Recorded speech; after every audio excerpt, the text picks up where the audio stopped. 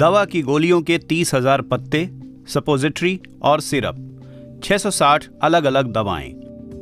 German शहर Darmstadt की इस हॉस्पिटल फार्मेसी में बड़ों के लिए खूब दवाएं हैं और इनमें से लगभग कुछ भी बच्चों के लिए नहीं बना है। बीमार बच्चे को देने के लिए फार्मासिस्ट डानिएला बुराउ को खुद दवाएं तैयार करनी पड़ती हैं, खासकर एंटीबायोटिक्स। सब कुछ बड़ों के लिए बनाया गया है। हम इन दवाओं से बच्चों का इलाज नहीं कर सकते। ओवरडोज होने का खतरा है और गोलियां आमतौर पर बच्चों के निगलने के लिए बहुत बड़ी होती हैं। हम और कई पब्लिक फार्मेसी गोलियां पीसकर उनसे नए कैप्सूल या सिरप बनाकर इस समस्या का हल निकालते हैं। दवा को बच्चों की डोज में बदलने के लिए डानिएला बुराउ जैसे फार्मासिस्टों को काफी वक्त लगता है, लेकिन माता पिता के लिए ये कहीं बड़ी चुनौती है। माता पिता के लिए ये बहुत मुश्किल है। कैप्सूल को खोलकर प्यूरी में या तरल में मिलाना पड़ता है और फिर चम्मच से बच्चे को खिलाना होता है। लेकिन अगर डोज बदलनी हो तो ये बहुत मुश्किल हो जाता है, क्योंकि नए कैप्सूल बनाने पड़ते हैं। हम आधा कैप्सूल तो नहीं दे सकते, ऐसे काम नहीं चलता। ऐसा ही तजुर्बा डेनिस श्मिट का भी है। उनकी 4 साल की बेटी को मिर्गी है, जिसके लिए दवाई का हिसाब लगाना जरूरी है।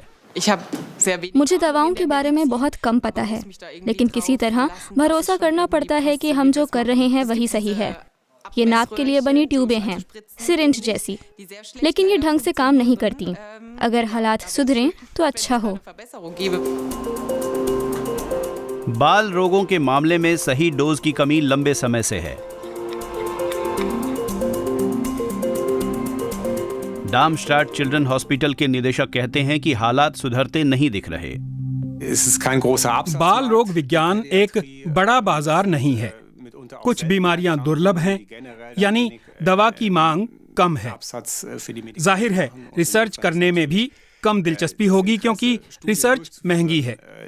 उसमें बहुत पैसा और बहुत लंबा समय लगता है। सीमित शोध और बार बार दवाओं की कमी, इन्हीं वजहों से बच्चों को अक्सर बड़ों के लिए बनी दवाओं की छोटी डोज देनी पड़ती है। अस्पताल में भर्ती होने पर लगभग 42% से 90% बच्चों और किशोरों का इलाज ऐसी दवाओं से होता है जो उनके लक्षणों के लिए मान्य नहीं है। ऐसे में खिलाई या पिलाई जाने वाली लगभग 40% दवाओं में बदलाव करने पड़ते हैं।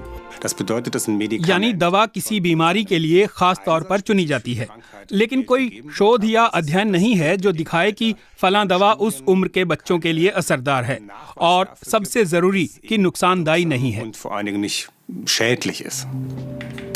कुछ टूल्स हैं जो जर्मनी में बच्चों की दवा के मामले में मदद कर रहे हैं, जैसे ये डिजिटल डेटाबेस, जहां डोज के बारे में प्रमाण आधारित जानकारी है। लेकिन गहन शोध और निरंतर आपूर्ति के बिना फार्मेसी और माता पिता के पास अक्सर एक ही रास्ता बचता है, खुद दवाइयां मापना।